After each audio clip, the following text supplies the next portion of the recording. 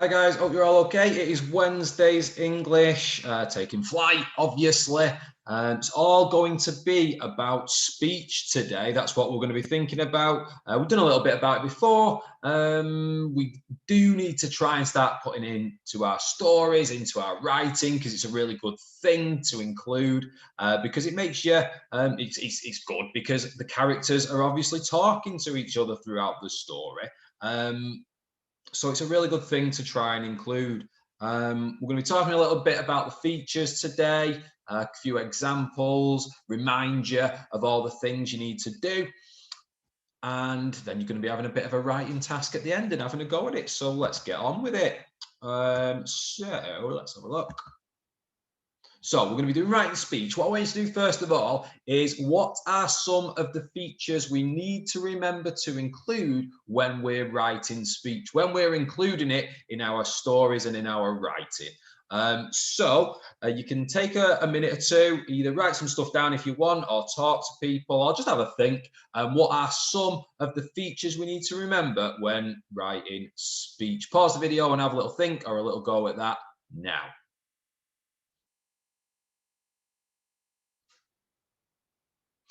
All right, so we're thinking about the features of writing speech, a bit of a recap, as I say, because we have thought about this before. I'm going to go through them each on each slide, a different sort of thing. We'll talk about them, and there's a couple of examples as well. So the first one is inverted commas. You might call them speech marks, are the same thing. The two places where inverted commas are needed when writing direct speech, they need to be at the beginning and they need to be at the end. I remember when we did this in class, I said it was a bit like when you put sheep in a pen on a farm. We watched a little video about that. And basically what that does, it means all the speech has to be inside the speech marks, the inverted commas. Okay, so it says you need to open your inverted commas with a 66 kind of thing. The little some of you might know it as 66 and 99 from earlier years. So you need to open your inverted commas with a 66 before the first word which is being spoken. So if it is being spoken, it needs to be inside the inverted commas. You then need to close your inverted commas with a 99 after the last word which is being spoken. So there you go. You can see it says, "What's the matter, Dina?" Dina? Don't know. And it's at the end after the question mark because that's all been spoken. No one has said Sid. So that doesn't go inside the inverted commas. Imagine that the inverted commas are like hands. They hold within them only the words which are being spoken. Okay, so if you say something, it's got to be inside the inverted commas, inside the speech marks. So it says, "What's the matter, Dina?" Said Sid. "What's the matter, Dina?" Said Sid. All right, you need to remember to use them at the beginning and the end of what is said. Now, the inverted commas are just a small part of the punctuation. There's a few other things we need to include as well. There's two places where other forms of punctuation are needed when writing direct speech. So you need to end the speaking with something. A comma, a question mark, but only if it's a question, or an exclamation mark if it's an exclamation. Exclamation will be if somebody shouts it or if someone's really excited. But usually it's a comma, but it could be a question mark or an exclamation mark. All right, and that is there. You need to make sure it goes at the end of what's spoken, but inside the inverted commas. You'll notice there the question mark, because this one is a question. It's after the last word, but it's still inside the inverted commas. Very important. And then you'll see as well, it says at the end, you will need to finish your sentence with a full stop after the reporting clause. So this, whoops, hang on, slow down. This extra bit here is a reporting clause. That's on the next slide, obviously.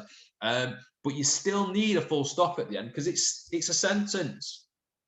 Whenever you end a sentence, whether it's normal, in just normal writing or in speech, you need some punctuation at the end of it and you need a full stop to end your sentence. All right, so that's what it's got at the end. It's got What's the matter, Dina?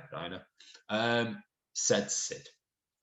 Examples of other punctuation in direct speech are, how exciting it is! Exclamation. Exclaimed Sarah, full stop. I don't know what to do, comma, said Saeed, full stop. The reason there's a full stop here and here is because that's the end of the sentence, okay? The reason there's punctuation here is because that is the end of what has been said. That's the end of the speech, all right?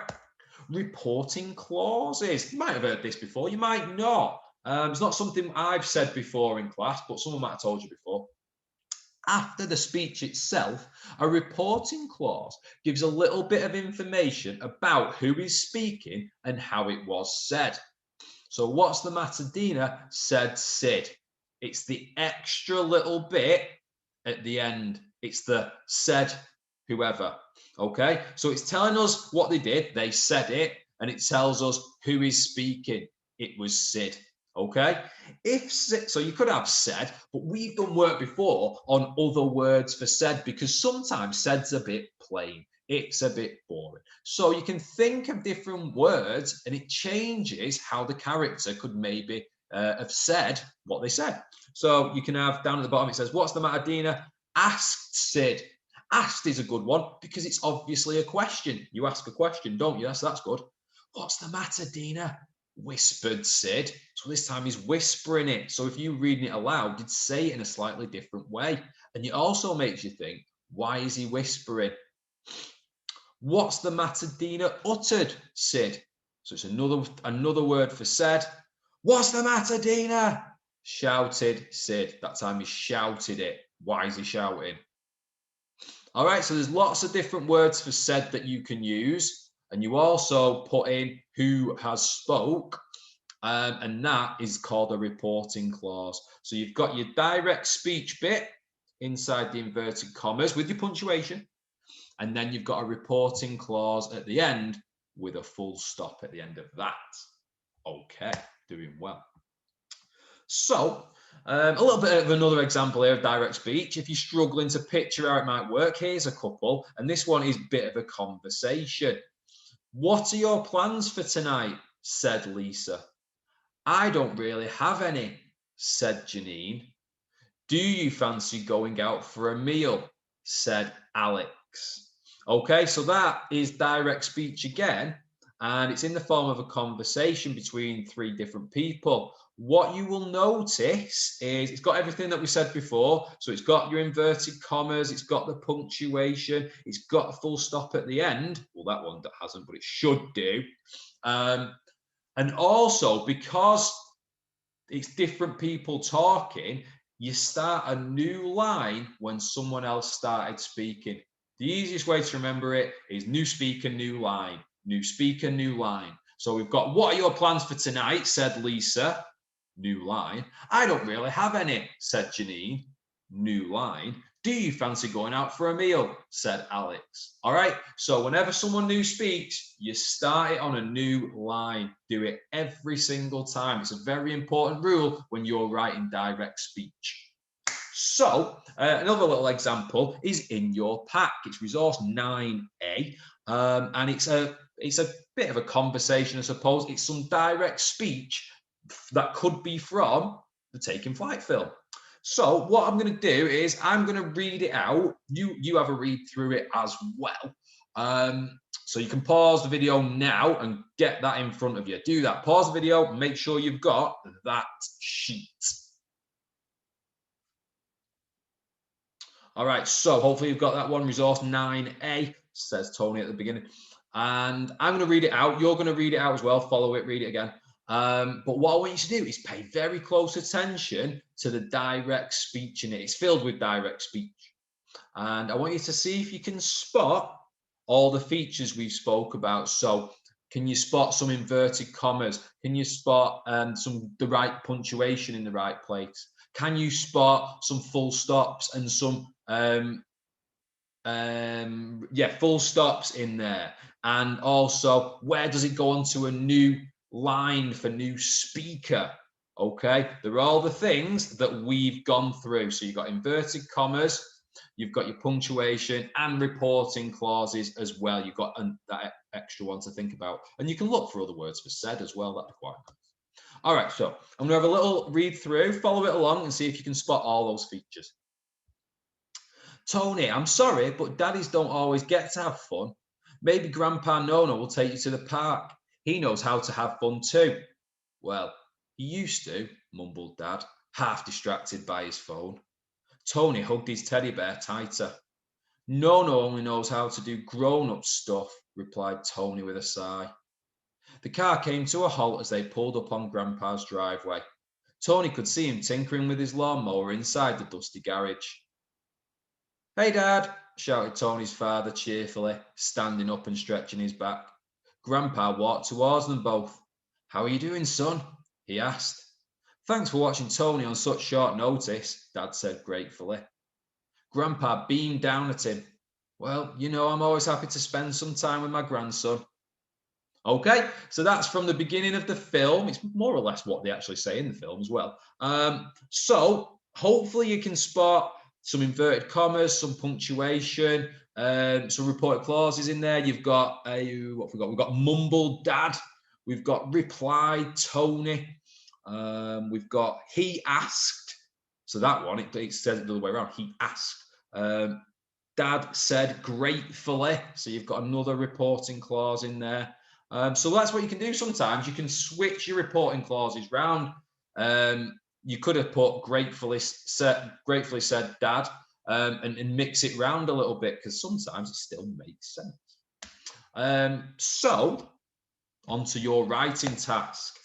So I want you to watch the film again from 4 minutes and 9 seconds, 4:09, to the end of the film. So that last little bit at the end. And your writing task today is to write a conversation between Tony and his dad in the car on the way home.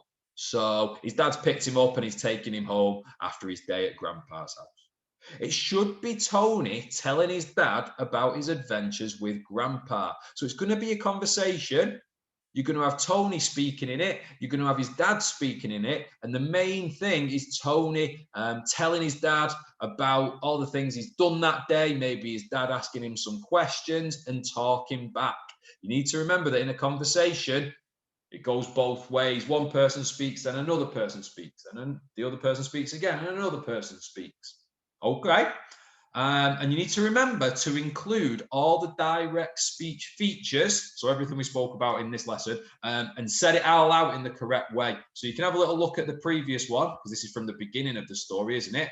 I want you to set it out like that. Make sure you're doing new speaker, new line, and things like that. Okay, so that's what your writing task is. It's to write a conversation between Tony and his dad in the car on his way home, all about Tony's adventures that day. What you could do as an extra, I haven't put this on the slide or anything, what you could do is if you've got somebody if you're doing this in school, you could read this out loud with a friend, and one person could be Tony and one person could be his dad. And if you're at home and you've got somebody as well, you could maybe have a go at reading it aloud. That might be quite a nice thing to have a go at the end. It's not a proper like script or anything, but it just gets people thinking about it gives you a chance to read out your speech that you've written.